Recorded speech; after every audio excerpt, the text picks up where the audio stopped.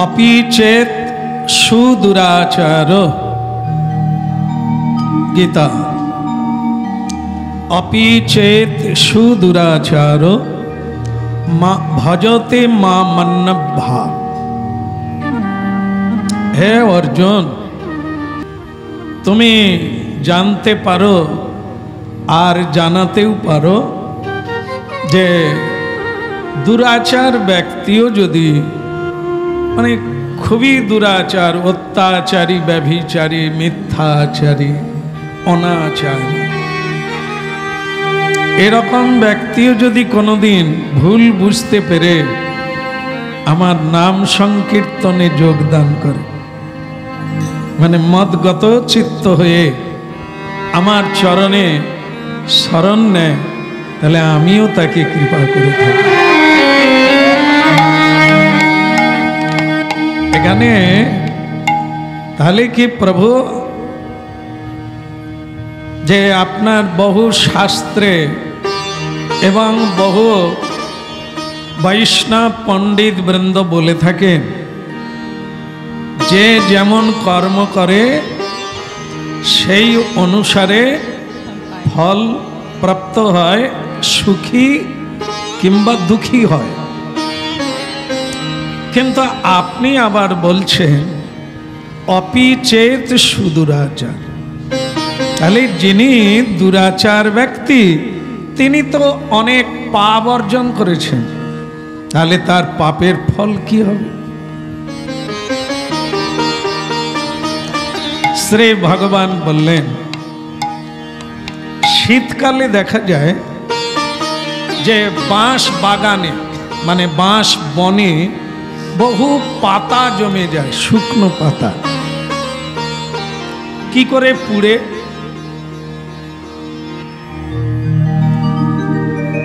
বলেন কি করে পুড়বে? বাঁশ পাতা অনেক পড়েছে, তো মশাল জ্বালতে হবে না একটা দেশলাই কাঠিতে হবে? আপনারা বলছেন যে অনেক পাতা, বিরাট বাগান, কিন্তু সেটা পুড়াতে সামান্য একটাই দেশলাই কাঠি যথেষ্ট। সেরকম মানব হৃদয়ে পাপ অপরাধ বহুত হয়, শুধু এক জন্মের কথা না, মানুষ তো আমরা বহুবার জন্ম নিয়েছি, তো বহু জন্মে বহু অপরাধ কুড়িয়েছি।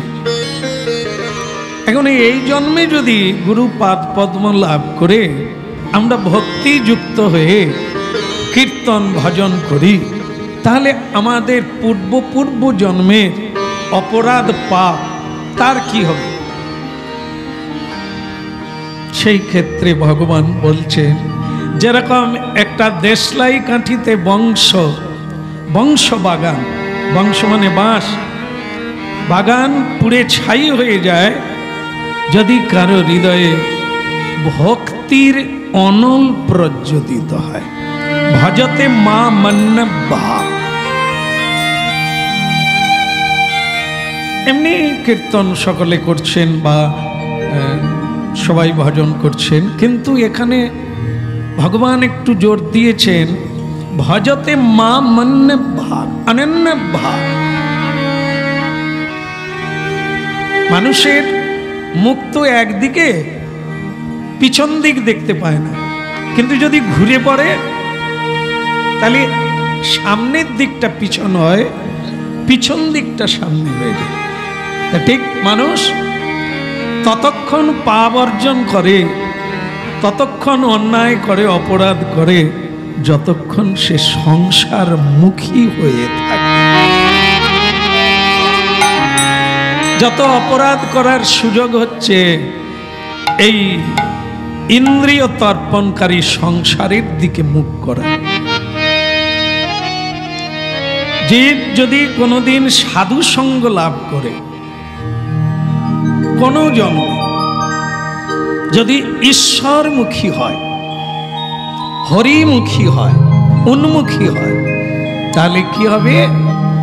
না তখন তার সংসার পিছন দিকে পড়ে যায়, আর সেই ভক্তিটা তখন অনন্য ভক্তিতে পরিণত হয়। যেরকম আমাদের ইচ্ছা কি, এদিকও থাকবে ওদিকও থাকবে, মানে সংসারও থাকবে, আর যেন আমি শ্রীকৃষ্ণ কৃপা পাই। তো এখানে ভগবান বলছেন ইহাও ভক্তি, কিন্তু এই ভক্তিকে বলা হয় বৈধী ভক্তি। আর অনন্য ভক্তি হচ্ছে সে আর কোনো কিছুতে চায় না, শুধু আমাকেই চায়, আমারই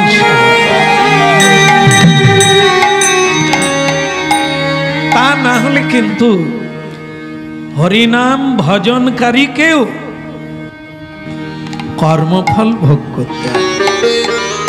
হরিনামের ফল পাবেন, কিন্তু পূর্ব যাকে প্রারব্ধ বলা হয় সেটা খণ্ডন হবে। আজকে হরিনাম করছেন, একাদশী ব্রত করেছেন, এর তো মারাত্মক ফল স্বয়ং ভগবান নিজ মুখে বিভিন্ন ভাবে বর্ণনা করেছেন, এর কোনো তুলনা নেই। আজকের দিনে কেউ যদি ঝগড়া করে, স্বাভাবিক কারণে আজকে কেউ ঝগড়া করে না, ঝগড়া তারা করে যারা একাদশী ব্রত করে না। বাকি তো সবাই জানে যে ব্রতের মধ্যে একাদশী ঝগড়া দ্বন্দ্ব আন কথা বলতে নেই, তো সুতরাং তারা করে না। কিন্তু যারা জানে না তারা ঝগড়া করে। একটা মজা আছে, ঝগড়া হলে কি হয়, যেটা বন্ধ হয়ে যায় সেটা কি? মনে করুন স্বামী স্ত্রীতে ঝগড়া হয়ে গেল, এ কি বন্ধ হয়ে যায়? হ্যাঁ, তাহলে তোমার বাড়িতে হয়, বেরিয়ে গেছে। ওর অভিজ্ঞতাটা কি করে হলো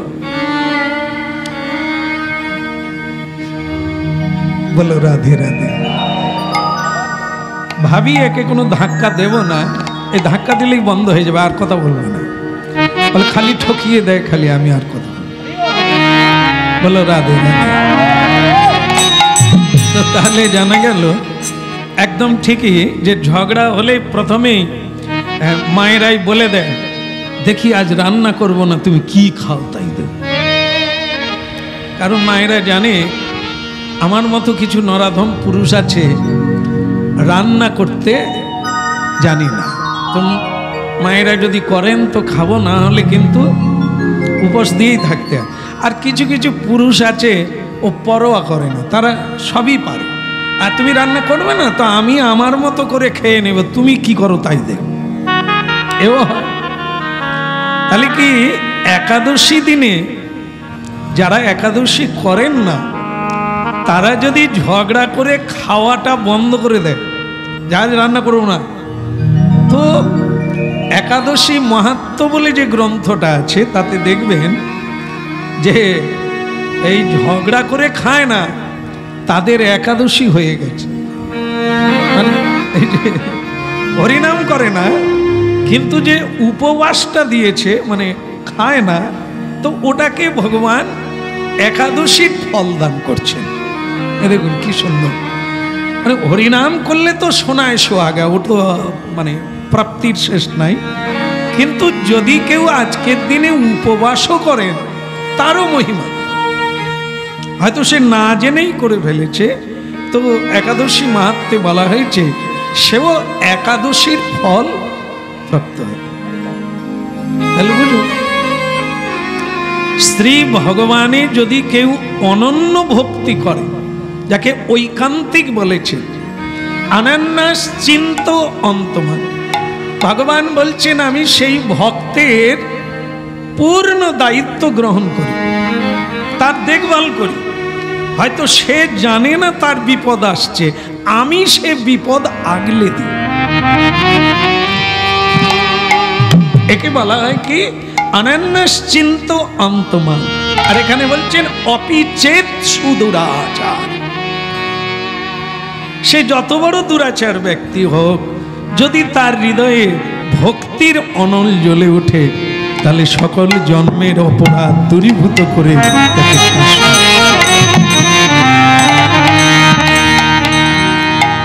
কারণ কি এই প্রশ্নটা অনেক পণ্ডিতদের মধ্যে হয়, সাধারণ বুঝতে পারে না। পণ্ডিতরা প্রশ্ন করেন, গীতায় সেরকম উল্লেখ রয়েছে অনেক মহাজনের কথা, যে যেমন কর্ম তেমন ফল, আমি যা করব তাই যদি পেলাম, তাহলে তো আমি করে পেলাম, ভগবানের কৃপা কোনটা, ভগবানের দয়া কোনটা? তাহলে তিনি কি করলেন, কেন তাকে ডাকবো? আমার কর্মের ফল আমি প্রাপ্ত হব, তো তাহলে প্রভুকে কেন ডাকবো? এই প্রশ্নের উত্তর, এ প্রশ্ন সাধারণের ভেতরে হয় না, পণ্ডিত মহলে এ প্রশ্ন হয়। তার উত্তরে এই কথাই আসে, যদি অনন্য ভক্তি, অনন্য ভক্তি মানে আর কারো উপরে আপনার ভরসা নেই, যদি বিন্দু মাত্র থাকে, তাহলে শ্রী ভগবান কৃপা থেকে আপনাকে বঞ্চিত হতে হবে। একে বলা হচ্ছে অনন্য ভক্তি, শুধু ভগবানকেই ভক্তি করে, আর যা কিছু তার কাছ থেকে আশা করেন, অন্য আর আমার জীবনে কেউ নাই, আর আমার কিছুই নাই, যা আছে আমার গোবিন্দ চরণ।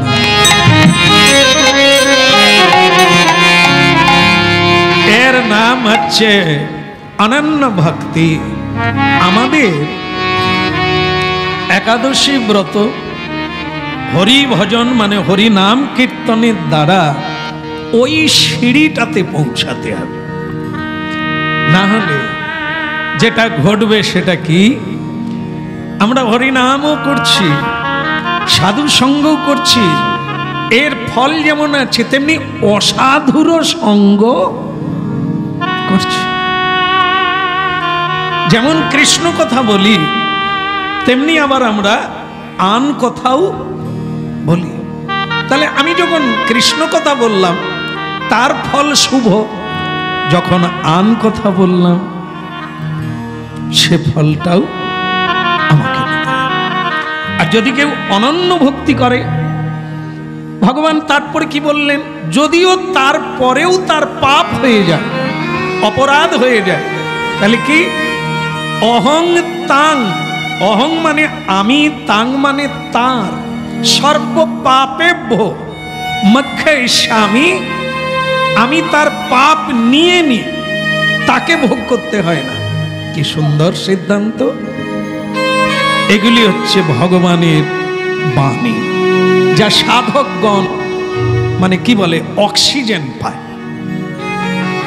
যারা নিরাশ হয়ে যায় যে আমার কর্ম মন্দ, আমার কর্ম খারাপ, আমার প্রারব্ধে কিছু নেই, আগের জন্মে কিছু করা নেই, আমি কি করে পাব? এই জন্য গীতায় ভক্তির স্পর্শ দিয়েছেন, যেখানে আপনি অনন্য ভাগ হতে পারবেন, তখন আপনার প্রারব্ধ কর্ম সব খণ্ডন হয়ে যাবে। যেরকম কার হলো রত্নাকর দস্যু, রত্নাকর দস্যু তিনি মহাপাপী ছিলেন, মহানারকী ছিলেন, কিন্তু যখন তিনি সদ্গুরুর কাছে সত্য কথাটা শুনলেন, তিনি তখন চেঞ্জ হয়ে গেলেন। ওই সদ্গুরু নারদজি ব্রহ্মাজির কাছে তিনি দীক্ষা গ্রহণ করে একেবারে যা বসলেন, 60,000 বছর বসে থাকলেন, আর সংসারে ফিরে গেলেন। তাহলে তিনি যত অন্যায় কাজ করেছিলেন, অপরাধ করেছিলেন, আর তাকে ফল ভোগ করতে হলো না। তিনি বাল্মীকি মুনিতে পরিণত হলো। স্বয়ং রামচন্দ্রের দেখা পেলেন, রামচন্দ্র বি বাল্মীকিকে প্রণাম করলেন, স্বয়ং সীতামা বাল্মীকিকে বাবা বললেন, তার আশ্রমে কাটিয়ে দিলেন শেষ জীবনটা সীতামা। লবকুশ সেখানে জন্ম হলো। তাহলে ভাবুন, একজন এত বড় অপরাধী কিভাবে তার অনন্য ভক্তির দ্বারা স্বয়ং ভগবানকে প্রাপ্ত হয়ে ভগবানের সংসার। এই হচ্ছে আস্থা প্রাপ্ত হওয়া যায় শ্রীকৃষ্ণ কথা শ্রবণে। এই জন্য জ্ঞানী ব্যক্তিগণের শ্রবণে লোভ জাগে। কেন লোভ জাগে? যেগুলো ভুল বোঝা আছে, যেগুলো ভুল জানা আছে, সেইগুলোর গ্রন্থি ছিন্ন হয়। আমরা যা করছি তা তো একেবারেই ভুল। পথ তো এটা না, আমার করণীয় তো এটা না। আমরা যে একেবারে ভুল করছি সেটা পৃথিবীর কেউ বলতে পারবে না, শুধু বলতে পারবে ভগবানের প্রিয় ভক্ত যারা, সাধু যারা, তারাই পথ দেখাতে পারবে। বলে রাধা রানী কি। এই জন্য সাধু সঙ্গ, সাধু সঙ্গ সর্বশাস্ত্রে, সাধু সঙ্গ ধরার লাগবে না। অগো সাধু সঙ্গ, সাধু সঙ্গ সর্বশাস্ত্রে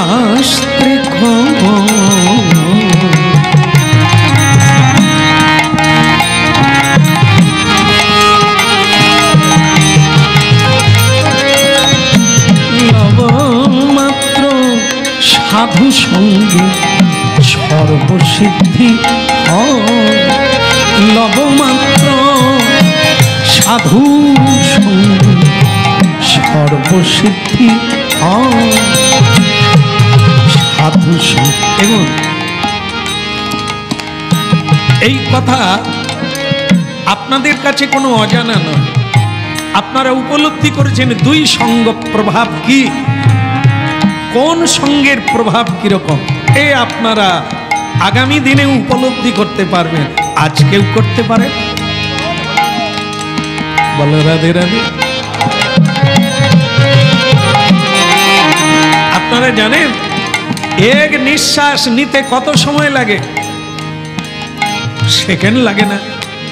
ঠিক তেমনি এক সেকেন্ডের একটা কুচিন্তা, কুসঙ্গের চক্রে আপনি অনন্ত জন্ম ধরে সেই চক্রবৎ ঘূর্ণি ফাঁদে পড়ে যাবেন এক চক্রে, এক সেকেন্ডে।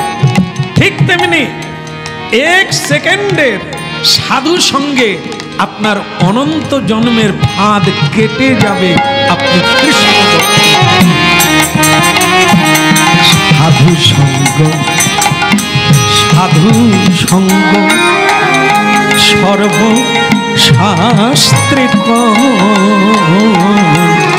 লবমাত্র সাধু সঙ্গে সর্বসিদ্ধি হয়। লবমাত্র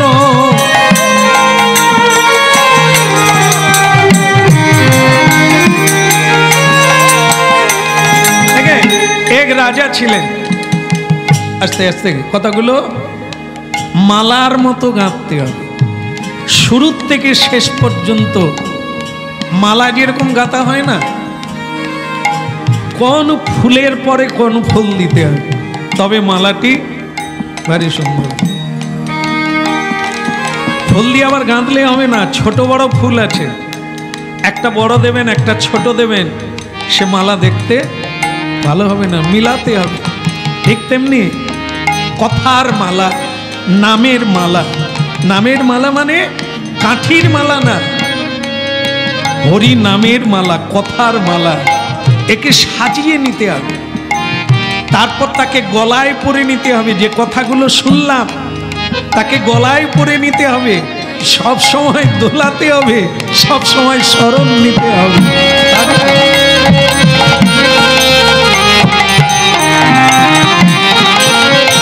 লবমাত্র, লব, লব মানে কি? সামান্য, কিঞ্চিত, নেওয়ার মতো নয়, বলার মতো নয়, দেখার মতো নয়, অতি সামান্য। তাকে বলা হচ্ছে লব। এই লব কোথায় থাকে? লোকে বলে কিঞ্চিত প্রসাদ পাইয়া যাইবে, কিঞ্চিত। যেমন পরশুদিন বোধ হয় যেখানে ছিলাম, প্রচুর ভক্ত, কিন্তু তাকে বারবার বলছি মালিককে প্রসাদের কি ব্যবস্থা আছে? না, কিঞ্চিত ব্যবস্থা আছে। আমি মাথায় ঢুকতে পারি না, কিঞ্চিত মানে কি হাতে দিবে না কাউকে কাউকে দেবে? এই কথাটা 3 বার জিজ্ঞাসা করেছি, তবু সেই মালিক একটাই কথা, না না প্রসাদের ব্যবস্থা আজকে করি না, আগামীকাল আছে, আজকে কিঞ্চিত। আমি ভেবে দেখলাম বলার দরকার নেই। ওই ভক্ত ছিলেন, হ্যাঁ ওই ভক্ত চলে গেছেন অত দূরে, তাই সে বারবার একই কথা, কিঞ্চিত ব্যবস্থা আছে। আমি বললাম তাহলে বলার দরকার নেই, কিরকম কি আছে আমি বলে ফেলবো, এত ভক্ত পাতা নিয়ে বসে পড়বে, বলার দরকার। ও বাবা, তারপর যা হবার তাই হলো, কোনো ভক্তই বাদ গেল না, সবাই বসলেন, সবাইকেই পাতা দিয়ে দিল। আমি বলি কি কিঞ্চিত রে, কিন্তু সবাই বসে খাচ্ছে, সবাই সেবা পেয়ে নিল। শেষকালে আমি বললাম আপনার যদি ব্যবস্থা ছিল আমি বলে দিতে পারতাম, আপনি কিঞ্চিত কিঞ্চিত।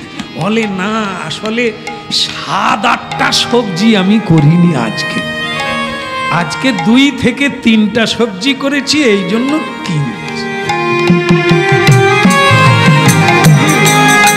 আমি বললাম আপনার বলার কায়দা আছে, খালি বলে কিঞ্চিত। আমি বলি হয়তো গানের শেষে হাতে প্রসাদ দেবে। ও বাবা, তার বিশাল ব্যবস্থা, সবাই প্রসাদ পেয়ে। তো যাই হোক, এই কিঞ্চিত কিন্তু উনি বলা ঠিক হয়নি, ওটা কিঞ্চিত নয়। যদি কেউ পেট ভরে পায় সেটা কি কিঞ্চিত হলো? কিঞ্চিত হচ্ছে নখের কোণে যেটা লেগে যায়, যেটা স্পর্শ করলে কিছুটা লেগে যায় হাতে, যে অল্প লাগে তাকে লবমাত্র, কোনো বস্তুই নয়, সামান্য একটু হাতে লেগে গেছে, এর নাম হচ্ছে লব। চিমটি কাটলেও অনেকটা উঠবে। তাহলে সাধু সঙ্গের মহিমা কিরকম? লবমাত্র, একটু ছোঁয়া পেলে একটুক্ষণ। এই জন্য মহমুদগর শাস্ত্রে এই জায়গাটা আরো সুন্দর করে বলেছেন, খানামিহ সজ্জন সঙ্গতি রেখা ভবতি ভবার নবে তরুণে ক্ষণকাল, অত্যন্ত ক্ষণকাল। ক্ষণকাল মানে অতি সামান্য সময়। যদি কেউ জানতে অজান্তে সাধুর সঙ্গ করে, তার একটা জীবনে দাগ থেকে যায়, যে দাগটা তাকে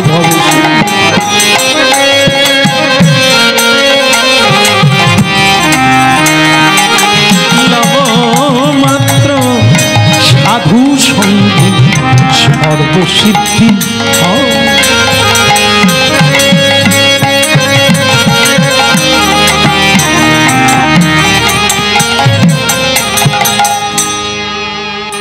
একবার আমার জীবনের একটা ছোট্ট ঘটনা, এটা কোনো এক বড় দুঃখ পেয়ে ঠিক করেছিলাম বাড়ি ছেড়ে পালিয়ে যাই, তো সব পুডলি টুডলি বেঁধে নিয়েছি। কিন্তু তখন বেশি আমার মাকে ভালো লাগতো, তখন যেন আবার মাও নাই। একজনেরই কথা শুধু মনে পড়লো, কাউকে বলবো না ঠিকই, কিন্তু গুরুদেবকে একবার, গুরুদেব কাছেই আছেন, মানে একটা বাড়ির পরে, ওনাকে না বললে বোধহয় মনটা ঠিক মানবে না। আমি গুরুদেবকে কিছুই বলি না, গিয়ে সে প্রণাম করে বসেছি, মনটা খারাপ। গুরুদেব ধরেই নিয়েছে, কিরে কিছু হয়েছে নাকি, মুখটা ভার ভার কেন, তুই তো এরকম থাকিস না, কি হয়েছে? উনি এমন কথা শুরু করলেন, আমাকে আর বলতে হলো না যে আমি পুতুল বেঁধে, এই যে ওনার সামান্য সঙ্গ করলাম, উনি এমন কিছু আলোচনা করলেন। আমি কিন্তু বলি না যে আমি চলে যাব, আপনি এই বিষয়ে বলুন যাওয়া উচিত কিনা, এসব কোনো প্রশ্ন না, শুধু গিয়ে বসেছি। উনি বলা শুরু করে দিলেন, আর তাতেই আমাকে পুডলি খুলে দিতে হলো, আর যাওয়া কিন্তু প্রকাশ হলো না। ওনাকেও আমি বলি না, কাউকেও বললাম না।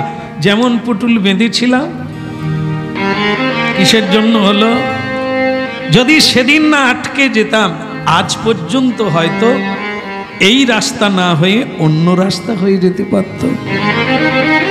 এই যে ক্ষণকালের জন্য সাধুর কাছে গেছি বলে, যদি ওই মন খারাপ করে অন্য কারো কাছে যেতাম, সে তো আমাকে হয়তো অন্য গলিতে নিয়ে যেত।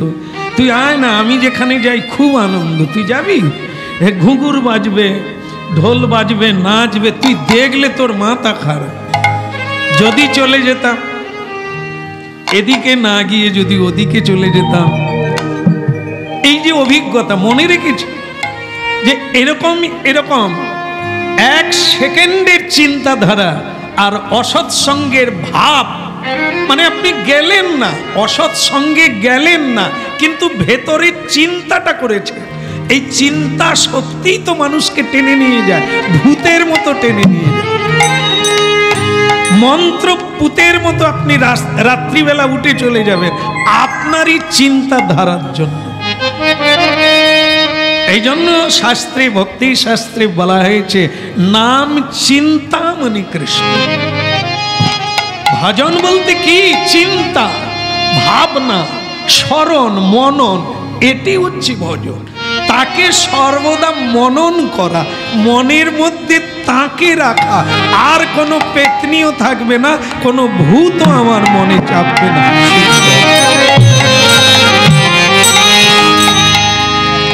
বলো রাধে রাধে। সাধু সঙ্গ, সাধু সঙ্গ সর্বশাস্ত্রে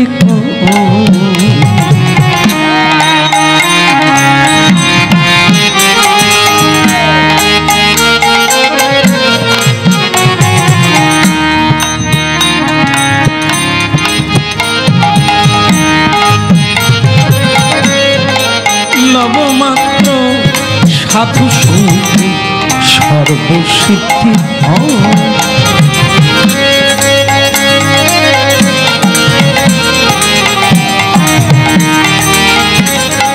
লবমাত্র সাধু সঙ্গে জীবের সর্বসিদ্ধি।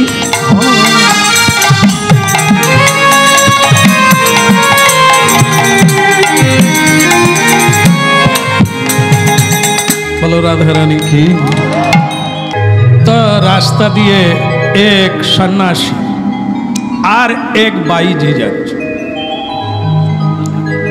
বাইজি দূরে সরে যাচ্ছে। সন্ন্যাসী জিজ্ঞাসা করলে, সরে যাচ্ছ কেন? তাহলে আমি বাইজি, অপরাধী, আপনি চলে যান। তারপরে সাধু তখন তাকে বলল, সন্ন্যাসী, এই তোরা বড় খারাপ কাজ করিস, কেন একটু সাধু সঙ্গ করতে পারিস না? আমি প্রতিদিন ভাগবত কথা বলি, একটু করে আসতে পারিস না? কত জন্ম যাবে তোদের পাপ ধুইতে, ভালো জন্ম কোনোদিন পাবি না, সংসার পাবি না, কেন নরকের দিকে যাচ্ছে? বললেন, বাবা আপনি প্রশ্ন করলেও বলবো না, কারণ আপনি সাধু মানুষ, এগুলো কি আপনার শোনা উচিত হবে? কি কারণে এই পথে এসেছি, বাধ্য হয়েছি, সেসব কথা আপনাদের তো শোনা উচিত নয়, আর আমার বলাও উচিত নয়। তা বাবা আপনি কৃপা করুন যেন একদিন আপনার চরণে আসতে পারি।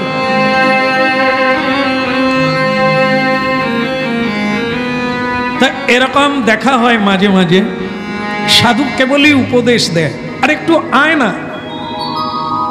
তা একদিন সাধু সেই মেয়েটাকে বলছে, এই মেয়ে, তোকে এত করে বললাম, তুই কথাটা শুনলি না? এই আজকের সারা রাত ধরে কত লোক তোর বাড়িতে এলো। সে মেয়েটি চমকে উঠে বললেন, বাবা তা আমার কাছে কত লোক এসেছেন রাত্রিতে, মানে আপনি জানলেন কি করে? আপনি তো ভজনে থাকেন, তা আপনি জানলেন কি করে? কালকে আমি সারা রাত্রি জেগে বসে আছি, তুই যদি বিশ্বাস না করিস, যত লোক এসেছে একটা করে গুটি রেখে দিয়েছি,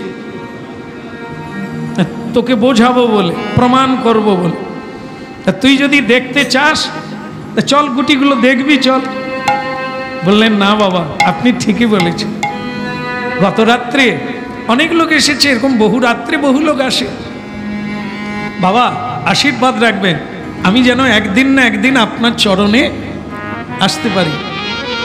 তো ভক্তমণ্ডলী মায়েরা, এখন আপনারা এই জায়গাটা নিয়ে নেন, এই দুজনের মৃত্যু হলো।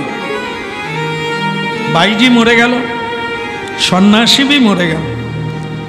এখন কে কোথায় যাবে? স্বাভাবিক কারণে সন্ন্যাসী বৈকুণ্ঠে যাবে, স্বর্গে যাবে। কিন্তু উল্টো হলো, বাইজি মেয়েটা, পতিতা মেয়েটা, ও বৈকুণ্ঠে চলে গেল, আর যিনি সন্ন্যাসী ছিলেন উনি নরকে চলে গেলেন। তো প্রশ্ন, কি করে সম্ভব? যিনি সন্ন্যাসী, যিনি হরিবল বলেন, কৃষ্ণ নাম করেন, ভজন করেন, তিনি নরকে চলে গেলেন, আর বাইজি খারাপ কাজ করে ও বৈকুণ্ঠে চড়ে গেল। দেখো, শরীর ফ্যাক্টর নয়, আসল যেটা সেটা হচ্ছে মানসিক ভাবনা। এই দুজন দুরকম ভাবতেন, একই রাত্রিতে দুজন দুই ভাবে ভাবতেন। মেয়েটা অসৎ কর্ম করতেন, কিন্তু ভাবনাটা তার সাধুর বাক্যে। সাধুজি কতবার বলছেন, এই নরক থেকে চলে আয়, ঠাকুর যে কি আমার জীবন দিয়েছেন, ঠাকুর তুমি কবে আমায় টেনে নেবে। তার মনটা কোথায়? ঠাকুরের চিন্তায়, ঠাকুরের লীলায়, কিন্তু কর্ম করছে খারাপ, সেটা দেহ, কিন্তু মনটা গোবিন্দ স্মরণ করছেন, সাধুর কথা চিন্তা করছেন, তার উপদেশের কথা ভাবছেন। সাধু সঙ্গের ফল দেখুন, সে সাধু সঙ্গ করছে মেয়েটা তার বাড়িতে বসে, আর সাধু আশ্রমে আছেন, কিন্তু কি চিন্তা করছেন? মেয়েটার কাছে এই একজন পুরুষ এলো, কি হাসি ঠাট্টা তামাশা, এই দেহ ভোগ করছে। তাহলে কিসের চিন্তা করছে সাধু? রূপ, যৌবন, জড় ইন্দ্রিয়ের যে সুখ, সেইটা মনে মনে চিন্তা করছে। মেয়েটা এই করছে, মেয়েটা এতক্ষণে জড়িয়ে ধরেছে, এই করছে। তাহলে কি হলো? জায়গা ফ্যাক্টর নয়, ভাবনাটাই হচ্ছে আসল। কোন জায়গায় আছেন, কি কর্ম করছেন, এটা নয়, ভাবনাটা কি করছে। সাধুর ভাবনা নরকের কথা, জড় জগতের চিন্তা করতেন। তাই তিনি যদিও সাধুর বেশ ধরেছেন, যদিও তিনি আশ্রমে ছিলেন, যদিও তিনি হরিনাম করছিলেন, কিন্তু মনোযোগ দিয়ে করেননি।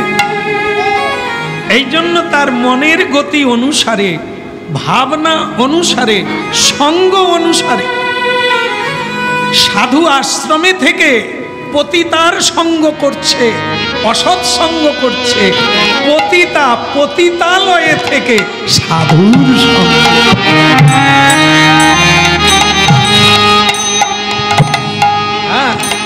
এই কথাগুলি আমাদেরকে ভাবিয়ে তোলে যে তাহলে কি, কোনটা বাহ্যিক না আমি কোথায় আছি কি করছি, এটা না।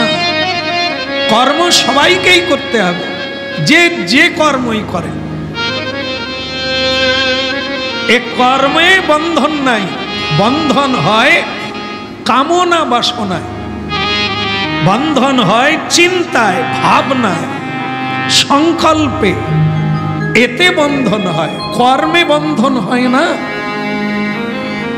কর্ম মুক্তিও দিতে পারে না, যে এই কর্ম করলাম আমার মুক্তি হয়ে যাবে, না, ভাবনায় মুক্তি হবে। তার নাম জ্ঞান, জ্ঞানেই মুক্তি, জ্ঞানই হচ্ছে আলো, জ্ঞানই হচ্ছে পথ। সেই জ্ঞানই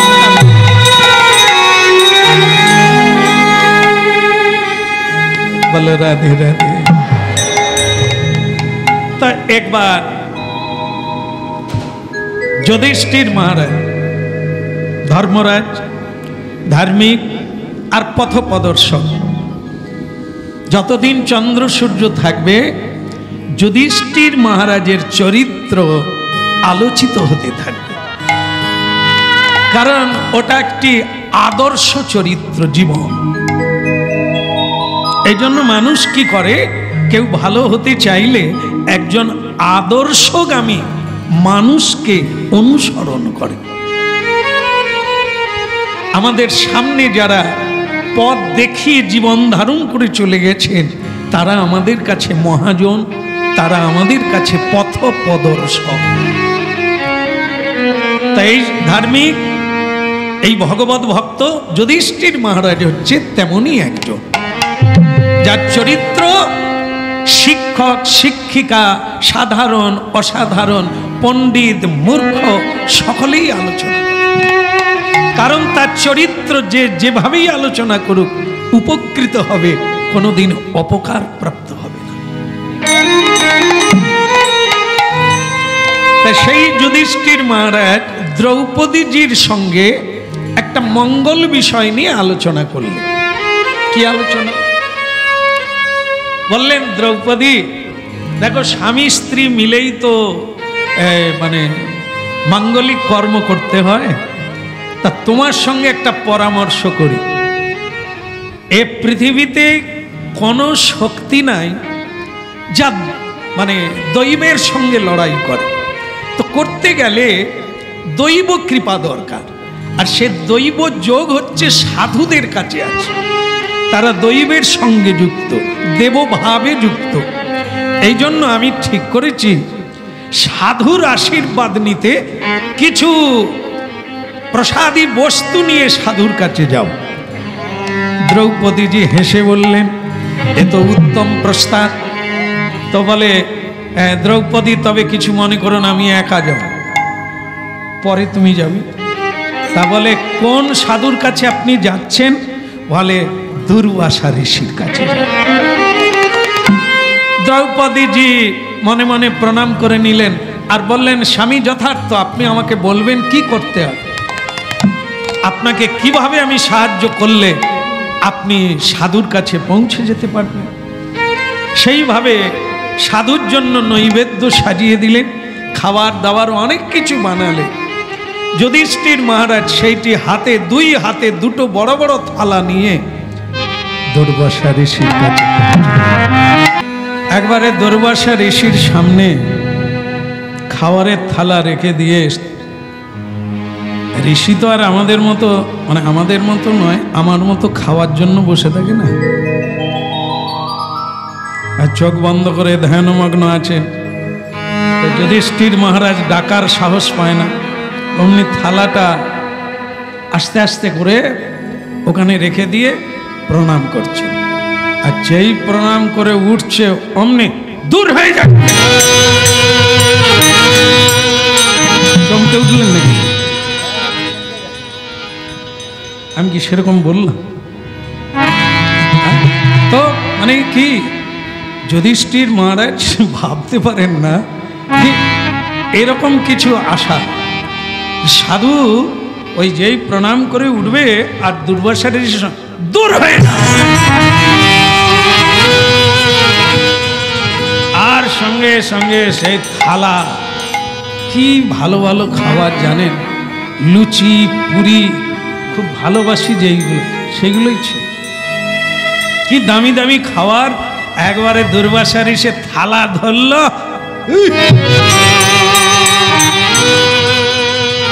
ভাগই হাসে, ভাগ যাই হাসে।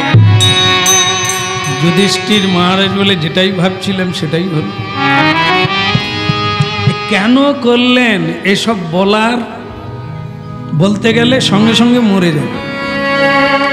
যা হয়েছে হয়েছে, যতটা যাবার গেছে, এখনো বেঁচে আছি, বাবার ভাগ্য ভালো। উনি যদি আমার দিকে একবার তাকায়, মানে ওনার দৃষ্টিতেই পুড়ে যাব। এই জন্য সঙ্গে সঙ্গে প্রণাম করে আর ওদিকে না ঘুরে হাঁটা চালু করে দিয়েছে।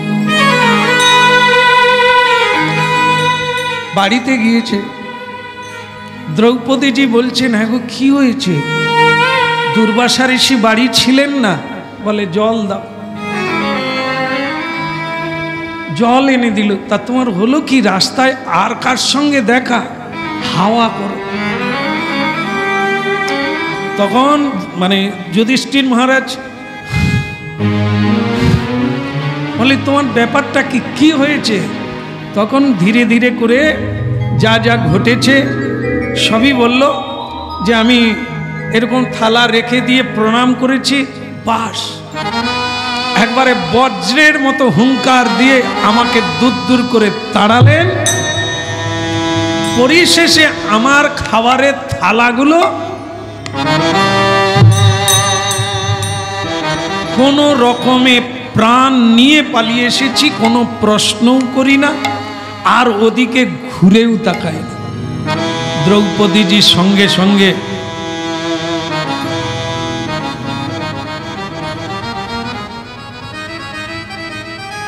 কেন বলুন তো? বলি তুমি যে বেঁচে পালিয়ে আসছো সেই ভালো, নাহলে তো তোমাকে পেতাম না। ওই জন্য ওনার কাছে সকলে যায় না। ওনার সবই ঠিক আছে, কিন্তু এত ক্রোধ, সামান্য একটু কিছু ত্রুটি দেখলেই, যেরকম আপনারা বলেন কি পান থেকে ওটাও চলবে না, খসা চলবে না, ত্রুটি দেখলেই রেগে একবারে ফায়া। এই যেমন আমাদেরও সংসারে দেখা যায়, যদি কারো কোনো কাজের ভুল ধরেছে, তখন কি করে? সে কি বলে? বাবা গড় করি বাবা, আর আমি কোনোদিন করব না। হ্যাঁ, আর দেখো আমি কোনোদিন করব না। মানে তার ভুলটা ধরিয়ে দিলা হলো, সে ভুলটা ঠিক করে যে সেবা করবে না, কেন ভুল ধরবে? আর আমি কোনোদিন। দেখলেন তো আমাদের পেড়া কোথায়? এই জন্য আমরা বড় হতে পারি না। যদি ভুল ধরেছ, সে আর কোনোদিন যাবনি, আমাকে কি না বললো, আর কোনোদিন যাব।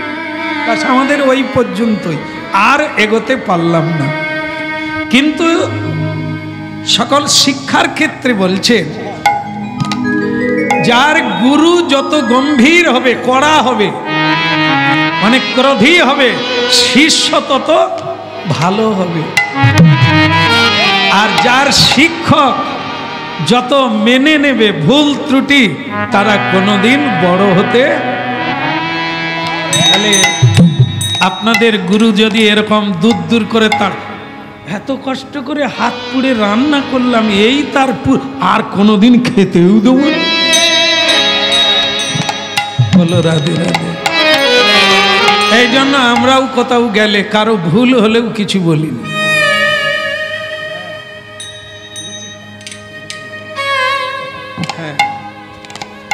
আর কয়েকটা মেয়ে মিলে আমাকে প্রশ্ন করেছিল যে আমরা আপনাকে কি খেতে দিই, আপনি তো কিছুই বলেন, ভালোও হলে খেয়ে নেন, খারাপও হলে খেয়ে নেন, কিছু বলেন না। আমি মারে অনেক ঠকে, তবে শামুক খোলের ভিতরে ঢুকে। শামুক দেখেছেন তো? শামুক একটু ধাক্কা পেলেই ভেতরে গুটিয়ে নেয়, ঢুকে যায়। সারা জীবন এই পথে আছি তো অনেক দেখলাম, যারই ত্রুটি ধরতে যাব, আমার রান্না খাওয়া সব বন্ধ হয়ে যাবে। সে আর আমার ধারে কাছেও আসবে না। তার চাইতে একদিন খারাপ হচ্ছে, আবার একদিন তো ভালো হবে, মেনে নিতে হয়। না হলে কাছে পিঠে কেউ আর ঠেকবে না। ওই দুর্বাসার মতো যদি দূর হয়ে থালা গুড়িয়ে নিয়ে পালিয়ে যাবে, আর জীবনে এদিকে আসবে না। কিন্তু দুর্বাসার ক্রোধ যার উপরে করে তার পরম শিক্ষা হয়, সে ভুল শুধরে নিতে পারে। আর যিনি ভুল ধরেন না, ওই জায়গায় কোনোদিন আপনার ভুলটা বারবার করতে থাকবেন, ভুল বাড়তে থাকবে। অপর সাধুর কাছেও আপনি ভুল করে অভিশাপ প্রাপ্ত হবে, আপনি ত্রুটি মুক্ত হতে। এই জন্য বলা হয়েছে নিন্দুকের পায়ে কোটি নমস্কার। সাধুর যত নিন্দা করবে, যে নিন্দা করে তার পায়ে নমস্কার দাও। প্রশংসাই মানব জীবনের ধ্বংস, নিন্দা সমালোচনাই মানব জীবনের উন্নতি। বলো রাধে রাধে। যাক, যুধিষ্ঠির মহারাজের প্রাণ ফিরে এলো। দ্রৌপদীজি অনেক সেবা দিয়ে শুশ্রূষা করে ওনাকে সুস্থ করলেন। যুধিষ্ঠির মহারাজও ওই কথা বলছেন, আর ওই সাধুর কাছে আমি কোনো, বাবা কি ক্রোধ রে বাবা। হ্যাঁ, তবে দ্রৌপদী বললেন তুমি যাবে না তো, যাওয়ার লাগবে না, তবে আমি যাব। সঙ্গে সঙ্গে যুধিষ্ঠির মহারাজ চমকে বিয়ে বলছে, আমি হাত জোড়ো করে বলি তুমি ওইদিকে আর যেও, কারণ আমার চেয়েও তোমার দাম বেশি। আমরা বহুবার মরতে যাচ্ছি, তুমি আমাদের বাঁচিয়েছো, তুমি না থাকলে আমরা কি নিয়ে থাকবো, তাই তুমি মরে গেলে আর কেউ থাকবে না, ওখানে তুমি যেও না, গেলে আর ফিরবে না। ও কোনো না কোনো ত্রুটি ধরবে আর তোমাকে অভিশাপ দেবে। দ্রৌপদী বলে ও নিয়ে তুমি ভেবো না, যাবই, আর সাধুর আশীর্বাদ আমি নেবই। তো বলি তুমি আজকে যেও না, আমি যে গেছিলাম জানে তো, আর তুমি গেলেই আবার রেগে যাবে। তো দ্রৌপদীজি বলে এই জন্য আমি আজকে যাব না, এক সপ্তাহ বাদে যাব। দ্রৌপদীজি যাবেন ঠিক করেছেন। যুধিষ্ঠির মহারাজ সবসময় ঠাকুরকে জানাচ্ছে, ঠাকুর যেন ফিরে আসে, যেন বউটা ফিরে আসে, হ্যাঁ যেন দ্রৌপদী ফিরে আসে বলেই যাচ্ছে। এদিকে দ্রৌপদীজি খুব সুন্দর করে, যেরকম হয় আর কি, মায়েরা চুল টুল ঠিক করে নেন, শাড়ি পরে, হ্যাঁ সিঁদুর টিঁদুর, যেখানে যাবে, যারা যেদিন কোথাও যায় কীরকম করে বলুন তো, একবারে চকচক করে, মুখ টুক চকচক করে, করেনি যেন মনে হয় ঝামা দিয়ে ঘষে নিল। তারপরে সুন্দর করে টিপ পরবে, পায়ে আলতা দেবে, এসব করে না, কিন্তু ঘরে থাকলে করে। কোথাও যখন যাবে সুন্দর করে, তা দ্রৌপদীজিও তাই করলেন, একবারে বিন্যাস, খুব বিন্যাস করলেন, মানে বিভিন্ন জায়গায় যেটা যেটা সাজা উচিত, রাজার স্ত্রী তো, তাই সেই জন্য সেজে নিলেন। সেজে ওই রকমই খাবার দাবার নিয়ে চলছে। মাধব মদন মুরারি, মাধব মদন মুরারি, মাধব মদন মুরারি, জয় জয় মাধব মদন মুরারি।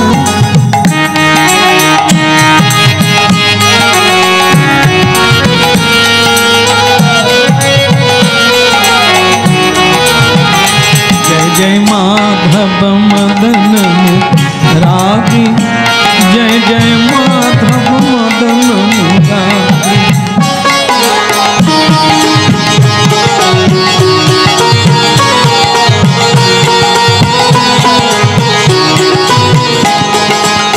केशव कलमल हारी, केशव कलमल हारी, जय जय माधव मदन मुरारी।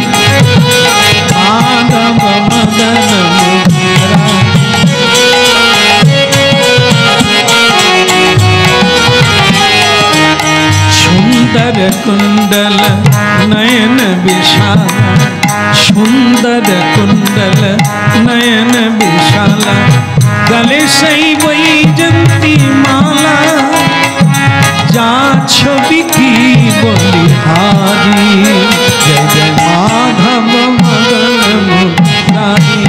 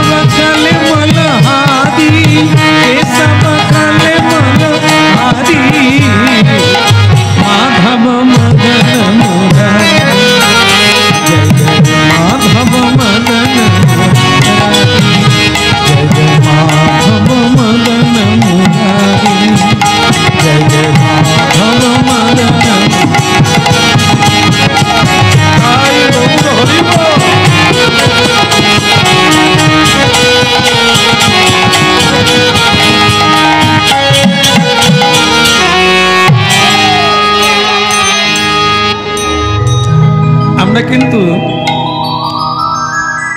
মহাভারত থেকে এই কাহিনীটি শুনছি ওই একই কথা মালা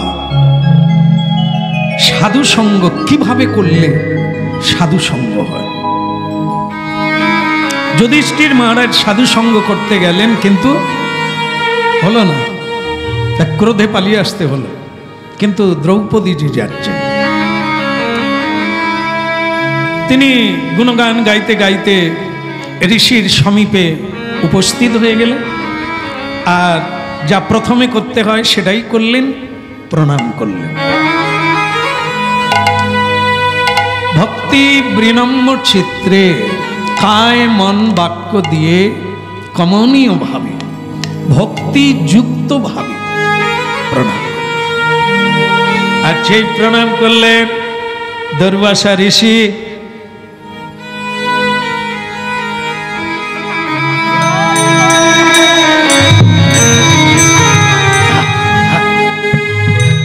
আজা বেটি, কি এনেছিস আমার জন্য?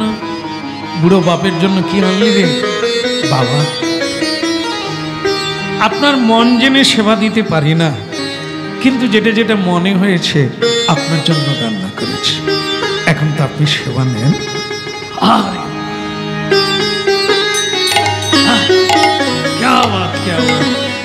দ্রৌপদীজি এটা তালপাতার পাখা দিয়ে হাওয়া করছেন, আর সাধু কি তৃপ্তি ভরে খাচ্ছেন জানেন? সেই সাধু যে থালা ছুড়ে দিয়েছিলেন এখন তিনি খুব তৃপ্তি ভরে খাচ্ছেন। হ্যাঁ, তাকে সেবা করতে করতে বলছেন, দ্রৌপদী এই জন্য তোমার নাম যাজ্ঞসেনী, দেবতারাও তোমাকে নিমন্ত্রণ করে নিয়ে যায় রান্না করার জন্য। বলিয়া কিন্তু দ্রৌপদী একবারও বললেন না যে আমার স্বামী যেটা এনেছিল সেটাও আমি রান্না করেছিলাম। এটা কি আমরা হলে বলতাম না? গায়ের জ্বালা মিটিয়ে নিতাম, অত খাবার ফেলে দিয়েছে আজকে আবার টেনে নিয়ে খাচ্ছে। আমরা হলে কাটা ঘায়ে নুনের ছিটা মেরে দিয়ে বলতাম জয়সাকে দিয়ে দিয়েছে। কিন্তু এটা ভালো মনের মানুষ নয়, এটা ভালো কাজ না। অপেক্ষা করুন, কেন কেন ওই ব্যবহার করলেন, আজকে কি ব্যবহার করছে? মাইয়া বহুত আচ্ছা কিয়া, क्या बात, क्या দারুণ দারুণ। তা দুই থালা আনলি মাত্র, আর কিচ্ছু নাই? মানে সে খাবার কিন্তু কম নয়, এখন বড় বড় থালায় ভরে নিয়ে গিয়েছিলেন। আর সাধু তৃপ্তি ভরে আরো আঙুল চুষে চুষে খাচ্ছে। আরো কিছুটা হলে মা দারুণ হতো, খুব ভালো লাগতো। তুমি ভাগ্যবতী হবে, আমার ফুল মানে পুরো আশীর্বাদ থাকলো, তুমি ভাগ্যবতী। দেখো গেল, ফিরে এলো না খালি হাতে, পূর্ণ আশীর্বাদ নিয়ে। বলে বাবা তাহলে আসার অনুমতি দেন, যেন আবার আপনার সেবা করতে পারি। আবার আসতে পারি এই আশীর্বাদ দেন। মা भैया बहुत अच्छा, चल बेटे चल चल। चले गए যুধিষ্ঠির মহারাজ তো চোখে জল, সে তো বারবার ধূপ জ্বালে আর প্রদীপ জ্বালে। হে ভগবান, বউ যেন ঘুরে আসে। দ্রৌপদীজি পৌঁছে গেলেন, আর যুধিষ্ঠির মহারাজের সারা গায়ে ঘাম দিচ্ছে। তুমি বেঁচে আছো না ভূত হয়ে আসছো? হ্যাঁ গো, তুমি বেঁচে আছো তো? দ্রৌপদী বললেন, না বাঁচার কি আছে, এবং সুন্দর বেঁচে আছি, আমার খুব মন ভরে গেছে। ওনাকে প্রণাম করে ওনার সেবা দিয়ে আমি পরিতৃপ্ত হয়ে গেলাম। যুধিষ্ঠির মহারাজ বলে, তাহলে কি আমি পুরুষ বলে? হ্যাঁ, তুমি মেয়ে মানুষ বলে উনি একবারে পরিতৃপ্ত ভাবে টেনে টেনে সেবা নিয়ে নিলে কেন? রান্না তো তুমি করেছিলে, সেদিনকার রান্নাও তো তুমি করেছিলে, তা আমার দোষ কি? আমি তো চুপচাপই গিয়েছি, কোনো কথাও বলি না, কিছু কর্মও করি না, শুধু প্রণামটা করেছি, আমাকে দূর দূর করে তাড়িয়ে দিলে, আর আমার আসার আগে থালা দুটো ছুঁড়ে দিলে, আর আজকে তুমি একবার প্রাণ ভরে খাইয়ে দিয়ে আশীর্বাদ নিয়ে ঘরে ফিরলে। বলে শুধু তাই নয়, উনি আবার ডেকেছেন। আচ্ছা, ব্যাপারটা কি বলো তো? কি করে তুমি এই সোহাগ পেলে? কি করে ওই রাগী মানে সাধুকে তুমি বশীভূত করলে? দেখুন দ্রৌপদীজি কি বলছেন, বলছেন, স্বামী কিছু মনে করবেন না, আপনার যাওয়াই হয়নি, যাওয়াটাই ভুল ছিল, যার জন্য আপনি তার মাসুল পেলেন। বলে আমার মাথায় ঢোকে না দ্রৌপদী, তুমি এত গম্ভীর ভাবে বলছো আমার যাওয়া ভুল ছিল, মানে কি ভুল? বলে তুমি সত্যি করে বলো তো, যখন সাধু সঙ্গ করতে যাচ্ছ কি ভাবতে ভাবতে গিয়েছিলে? নিতাই গৌর বলো। এখন যুধিষ্ঠির তো জীবনে মিথ্যে বলতে জানেন না, আজও কি করে মিথ্যে বলবেন? তিনি বললেন, দ্রৌপদী সত্যি কথাটা বলতে কি, আমি যাচ্ছি এক পা করে আর ভাবছি যা রাগী সাধু, যা ক্রোধ, বাবা, এই ভাবতে ভাবতে ভয় ভয় করে। তাহলে ওনার ভেতরে কি চিন্তা ছিল? সাধুর সাধুত্ব নয়, সাধুর কোন জায়গাটা? ক্রোধটা কি আগুন না ঠান্ডা? আপনি যেই ভাব নিয়ে আসবেন সাধুর ভেতর থেকে সেই ভাব যাবে।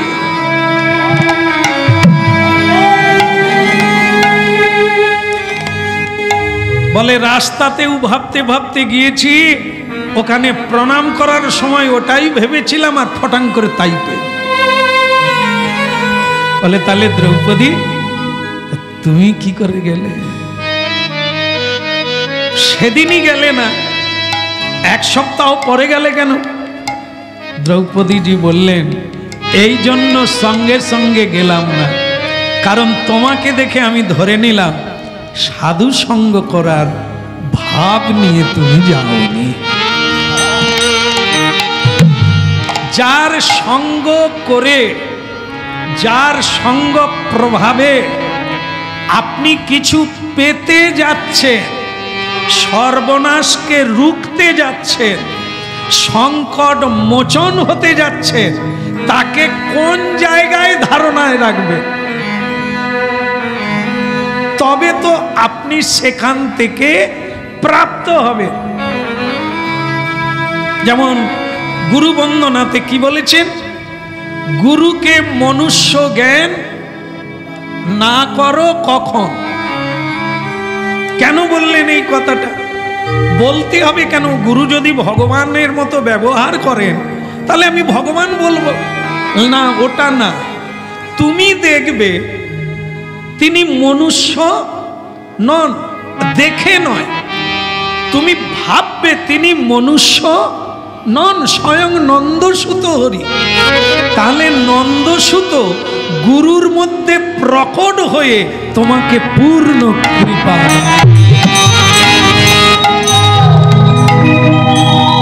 এখন জায়গাটা কত গুরুত্বপূর্ণ। আর আপনি যদি গুরুকে সাধারণ মানুষ জ্ঞান করেন, তাহলে আপনিও যেমন সাধারণ, ওনার কাছ থেকে প্রাপ্তি হবেন অতি সাধারণ। ভাবনাটাকে উঁচুতে রাখো। গুরুকে, তাকে মানুষ ভাবতে পারেন না। মানুষ তো আপনিও, তাহলে গুরুর দরকার কেন? যেটা আপনার মধ্যে নেই সেটা মানুষ আতীত, অতীত। যেটা আপনার মধ্যে নাই ওনার মধ্যে আছে, তাই ওনার কাছ থেকে নিতে গেলে ওনাকে দেব ভাবতে হবে, ওনাকে ভগবান। বলো রাধা রানী কি। এই ভাব অনুসারে প্রাপ্তি। আপনি দুর্বাসা ঋষির ক্রোধ চিন্তা করতে করতে গেলেন। সাধু ভগবান সাধুকে নিজের থেকে উঁচুতে তুলে রেখেছে। সাধব হৃদয়ং মধ্যং, সাধব হৃদয়ং মধ্যং। শ্রীমদ্ ভাগবতে তিনি বলেছেন, পরীক্ষিত মহারাজ, সুখদেব গোস্বামী বলছেন, ভগবান বলছেন সাধু আমার হৃদয়ে থাকে। সাধুনাং হৃদয়োত্তহম, আমি সাধুর হৃদয়ে বাস করি। তাহলে কি, এই জন্য সাধুকে ধরলে সচ্চিদানন্দের কৃপা হবে।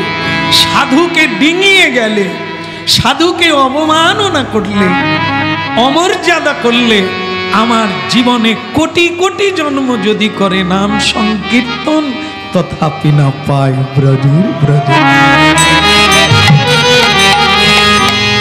এটি হচ্ছে পরম প্রক্রিয়া, ভক্তি জগতের কথা। ধর্ম অর্থ কাম মোক্ষ প্রাপ্তির কথা নয়। এখানে অপরাধের বিচার নাই, কিন্তু ভক্তি প্রাপ্ত হতে গেলে, ভক্তি পথে সামান্য এগোতে গেলে আপনাকে এই পন্থা অবলম্বন করতে হবে। এখন প্রশ্ন যুধিষ্ঠির মহারাজের, দ্রৌপদী তাহলে তুমি 1 সপ্তাহ করে গেলে কেন? তাহলে স্বামী, আপনার দুর্গতি দেখে আমি ধরে নিয়েছি কি করতে হবে।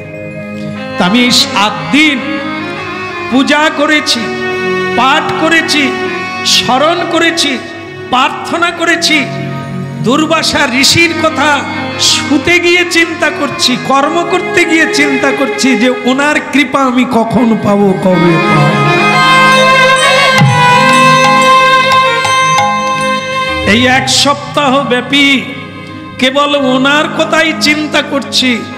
আর যদি চিন্তন কেউ কারো কথা করে, কাছে আসার লাগে না, স্পর্শ করার লাগে না, আপনি তার কৃপা অন্তঃস্থল থেকে প্রাপ্তি হয়ে। এই জন্য তার নাম হচ্ছে নাম চিন্তামণি কৃষ্ণ। চিন্তাই সব সময় সকল কর্মের মধ্যে তাকে চিন্তন করতে হবে, তো সকল কর্ম ভক্তিময় হয়ে যাবে, সকল কর্ম ঈশ্বরের জন্য।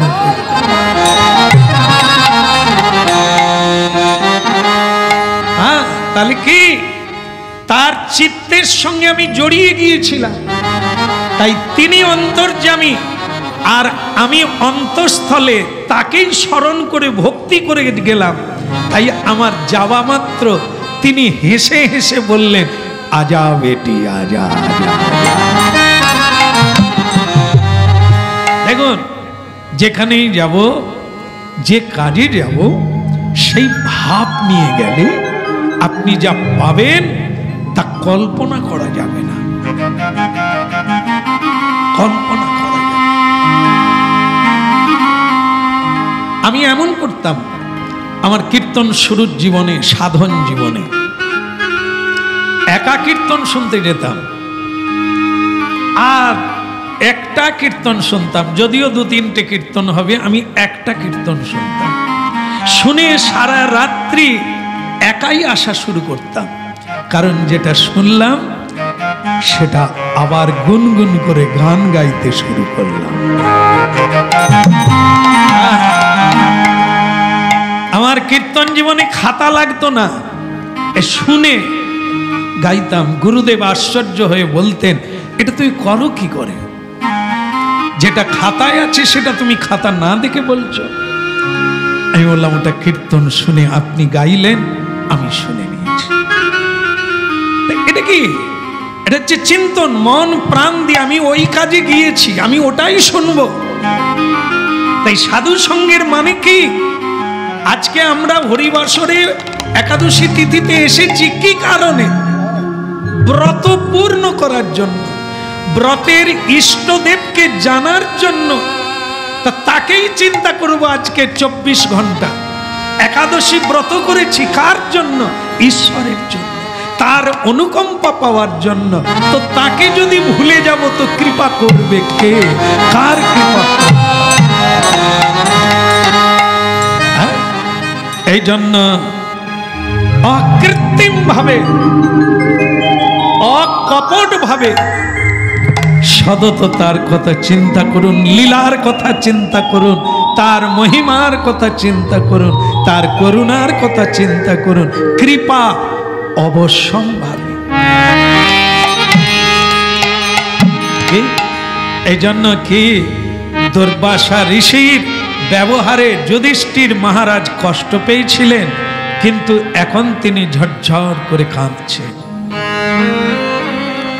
দ্রৌপদী জি যেভাবে কৃপা মাথায় নিয়ে চলে এলেন, যেটা যুধিষ্ঠির মহারাজ পারলেন না।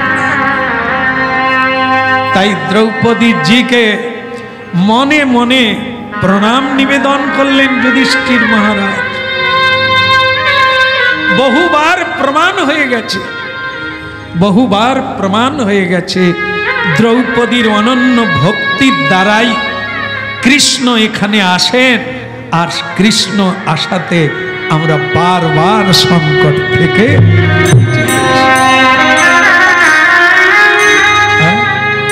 রাধে রাধে। ভগবান শ্রীকৃষ্ণের মহিষীগণ, রুক্মিণী, সত্যভামা, জাম্বুবতী, অষ্টমহিষী প্রধানা, তারা একদিন আলোচনা করছেন যে দ্রৌপদীর মধ্যে কি এমন ভক্তি আছে, কি এমন শক্তি আছে যে আমাদের পরাণ বধূ কৃষ্ণকে ডাকলেই ছুটে চলে যায়। সমালোচনা হচ্ছে। শ্রীকৃষ্ণের প্রেয়সীগণ বলছেন, কখনো কখনো ডাকে না চলে যায়। তা দ্রৌপদীর মধ্যে কি এমন গুণ আছে যে ভগবান তাকে এত ভালোবাসে? তো অন্তর্যামী ভগবান সেটা জানতে পেরেছেন যে এদের মধ্যে একটা সন্দেহের দানা বেঁধেছে, যে তারা এত ভালোবাসে, তার বিবাহিত পত্নী শ্রীকৃষ্ণকে বশীভূত করতে পারে না, যখন যে ডাকে চলে যায়। মানে বর্তমানের সময় হলে বলা যাবে না এ কথা, এর মধ্যে ভাগবতেরই কথা, ভাগবতেই থাকবে। কারণ এখন তো আলাদা, মানে এখন কি স্বামী কোথাও না বলে চলে যাবে, কোথা যাক থাকবা,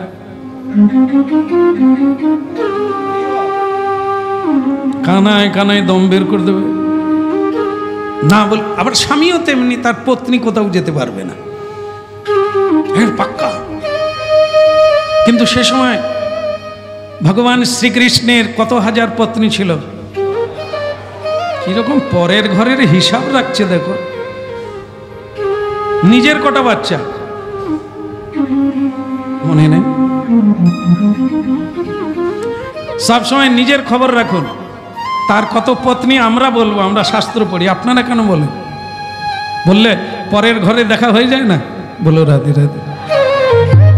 না না, কৃষ্ণের খবর রাখবেন আর বলবেন, কোনো সমস্যা নেই, যত বলবেন তত ভালো। বলো রাধে রাধে। হ্যাঁ, কতজন পত্নী বলছিলাম? হ্যাঁ, 16,108 জন। আর বাড়েও নেই, আর কেউ মরেও নেই, একই রকম আছে।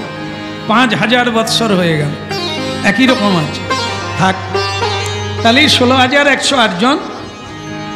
আমরা কত ভালোবাসি শ্রীকৃষ্ণকে। যখন উনি বাড়ি আসেন আমরা কত চেষ্টা করি ওনাকে ভালোবাসার জন্য, কিন্তু উনি তবু যে কার কথা ভাবেন, কোন দিকে তাকান, তার কোনো ঠিক। আমরা যখন কিছু নিয়ে গিয়ে বলি প্রভু প্রভু, উনি তখন বলছেন কে ললিতা। এবার বোঝুন কার কথা চিন্তা করছে। মানে আমরা দ্বারকার পত্নীরা আছি কত, কে রান্না করছে, কে বাতাস করছে, কে মালা গাঁথছে, নানা কাজে ব্যস্ত ওনার সেবা করার জন্য। আর উনি এত লোকের মাঝখানে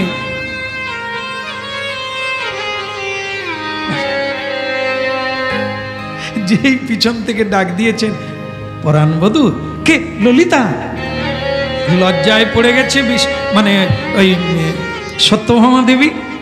বলে প্রভু তাহলে বৃন্দাবনে ললিতার কথা ভাবছে।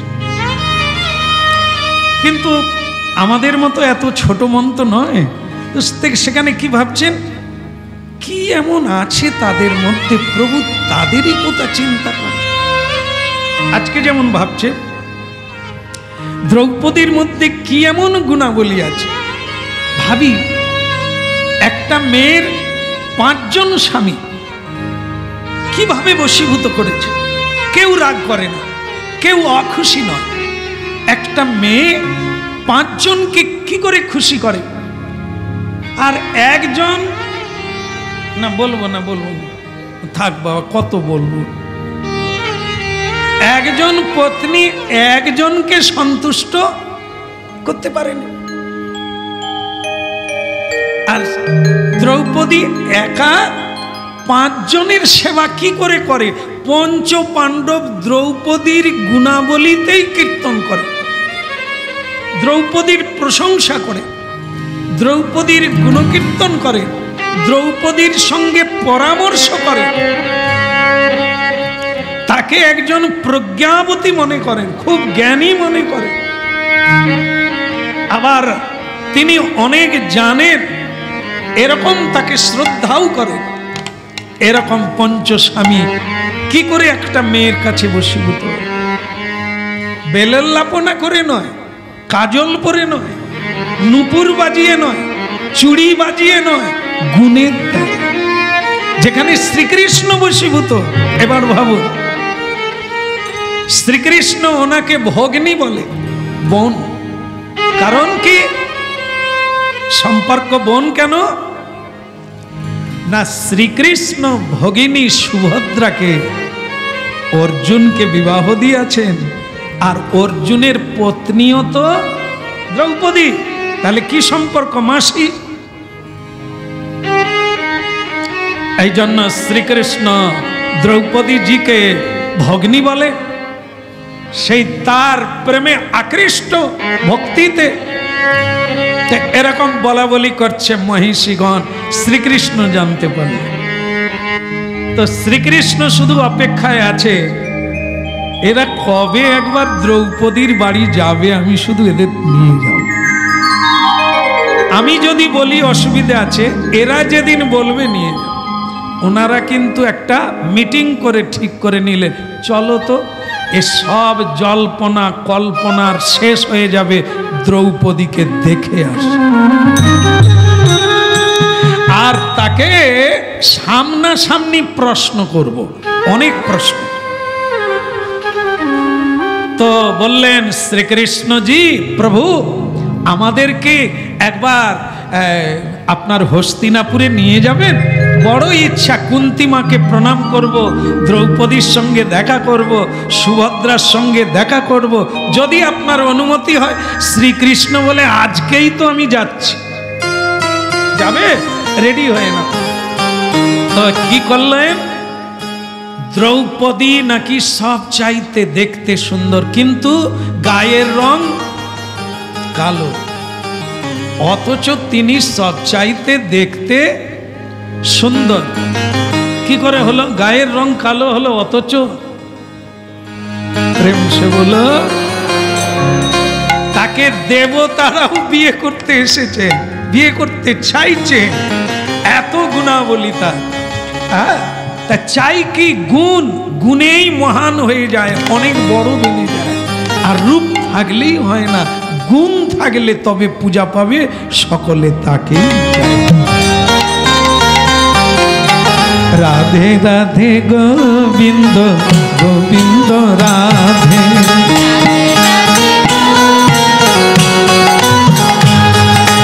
রাধে রাধে গোবিন্দ গোবিন্দ রাধে,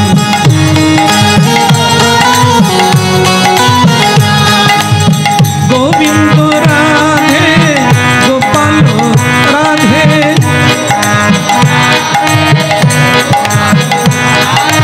গোবিন্দ রাধে গোপাল রাধে,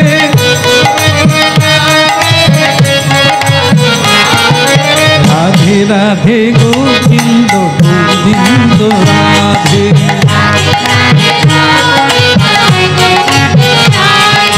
রাধে রাধে রাধে রাধে রাধে রাধে রাধে, শ্রী রাধে রাধে রাধে রাধে রাধে রাধে রাধে,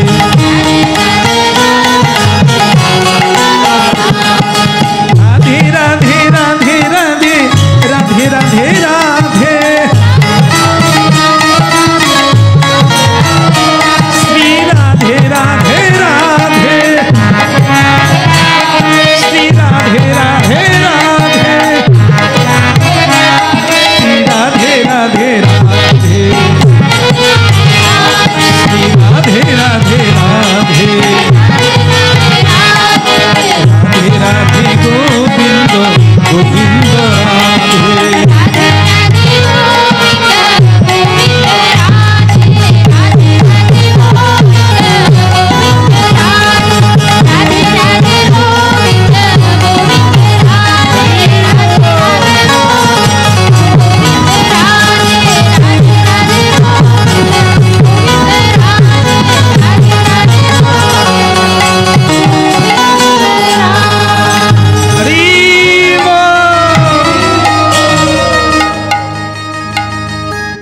প্রেম সে বলো।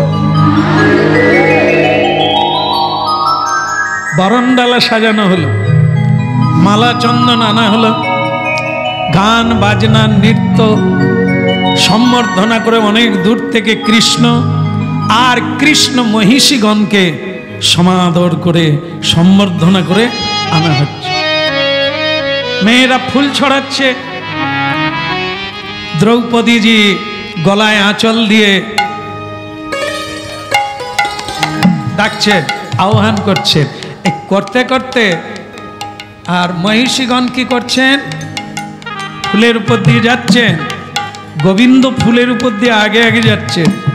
হঠাৎ দ্রৌপদীজি শ্রীকৃষ্ণকে স্পর্শ করে দাঁড় করিয়ে দিলেন। কেউ বুঝতে পারলো না কি ব্যাপার হলো। অষ্টমহিষী বললেন, कृष्णा जी, द्रौपदी जी, क्या हुआ, किस लिए ठाड़ दिया, दाड़िए गेलेन केन? बोले ये मेरा जाने ना कि करछे देखेछो कि फुल छड़ाচ্ছে, फुलेर बोटा आछे, फुलेर ऊपर दिए के जाচ্ছে, ता गोविंदेर पाये लागबे ना एरकम केउ फुल छड़ा? द्रौपदी जी बसे फुलेर बोटागुलो তখনই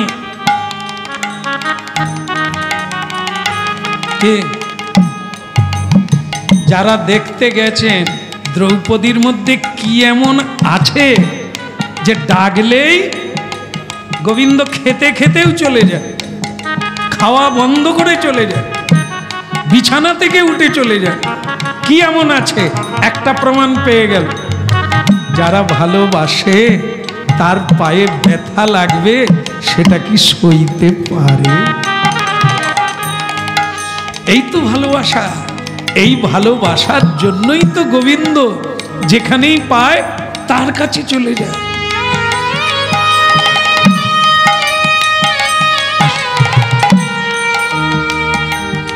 গোবিন্দ যা ভালোবাসেন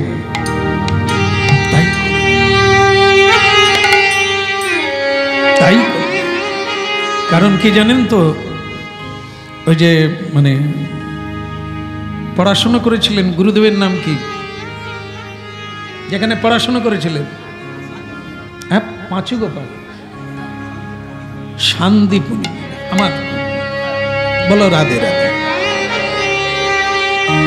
ভগবান শ্রীকৃষ্ণের ব্যবহারে খুশি হয়ে ওনাকে বর দিতে চেয়েছিলেন। শ্রীকৃষ্ণ বলেছিলেন, আপনার মতো গুরু পেয়েছি আর আপনি বিদ্যা অকুণ্ঠভাবে দিয়েছেন, আর আমার কোনো আশীর্বাদ লাগবে না। কিন্তু গুরুদেব শান্তিপুনি মুনি বলেছিলেন যে আমার জীবনে একটা গর্ব, তুমি আমার শিষ্য। যতদিন পৃথিবীতে চন্দ্র সূর্য থাকবে লোকে বলবে কৃষ্ণের গুরু হচ্ছে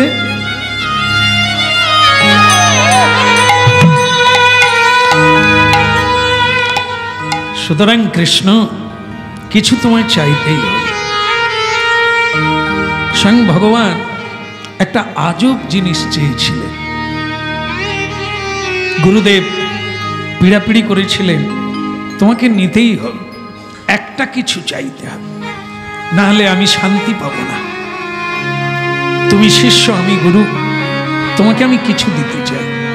তো শ্রীকৃষ্ণ চেয়েছিলেন যে গুরুজি একান্তই যখন বর দেবেন, বর দেন, আমি যেন মায়ের হাতে খেতে পাই।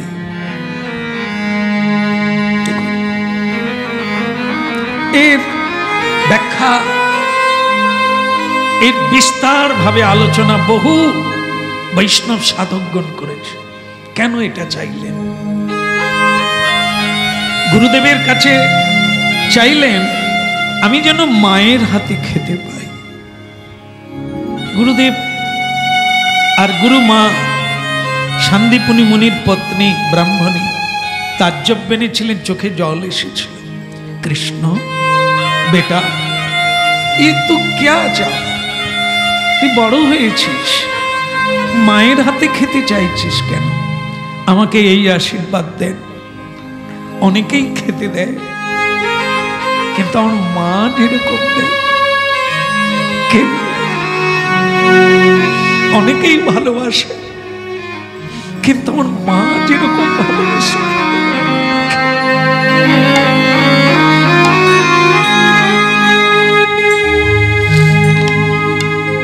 তো গুরুজি চোখের জলে ভাসতে ভাসতে বললেন, কৃষ্ণ ধন্য, তুমি যে কি চাও বিশ্ব জেনে গেল।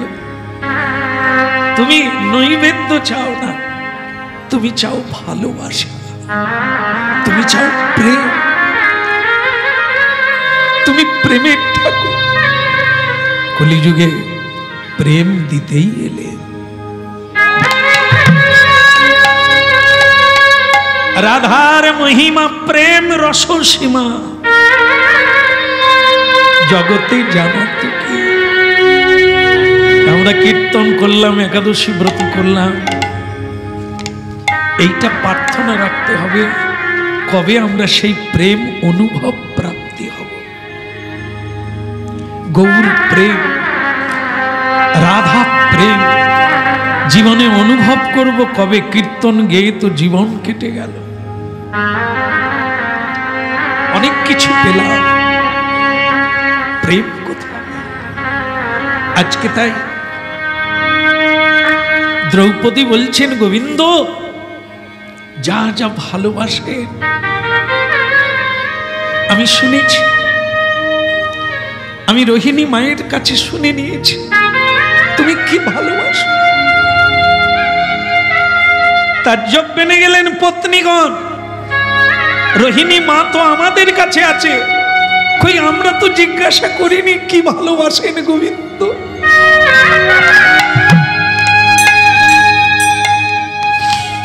এই তো প্রমাণ পেয়ে গেলেন। কাঁদছে, অষ্টমহিষী কাঁদছে।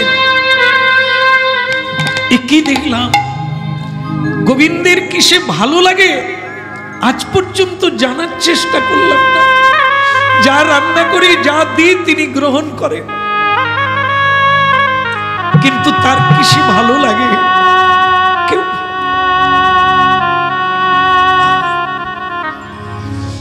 এই হচ্ছে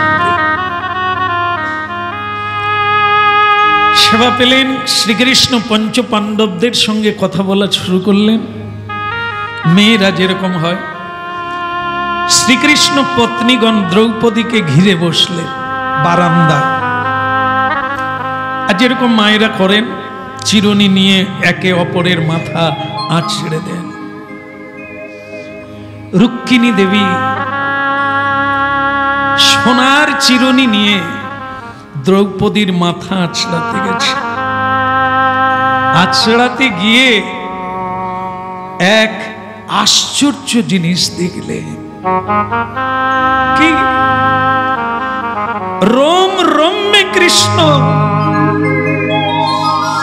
যত লোম, লোমের গোড়া ফুলে আছে, সেখান দিয়ে অস্পষ্ট সুরে নাম হচ্ছে কৃষ্ণ কৃষ্ণ কৃষ্ণ কৃষ্ণ কৃষ্ণ।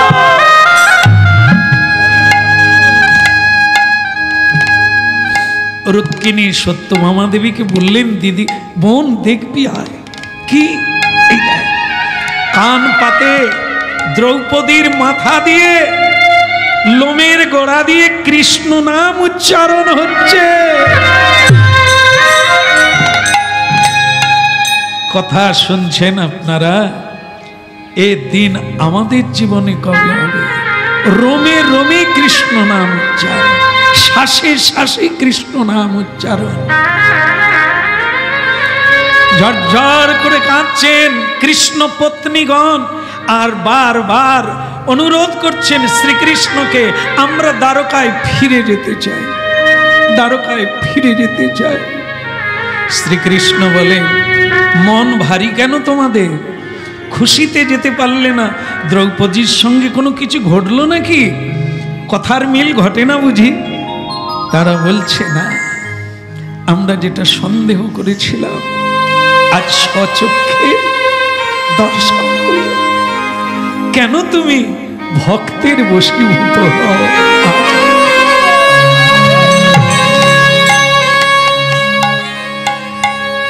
শুদ্ধ ভগত চরণ রেণু ভজন একাদশীর কীর্তন, আজ একাদশী হরিবাস। তাই আপনারা পূর্ণতা প্রাপ্ত হন, ভগবানের কৃপা লাভ করুন।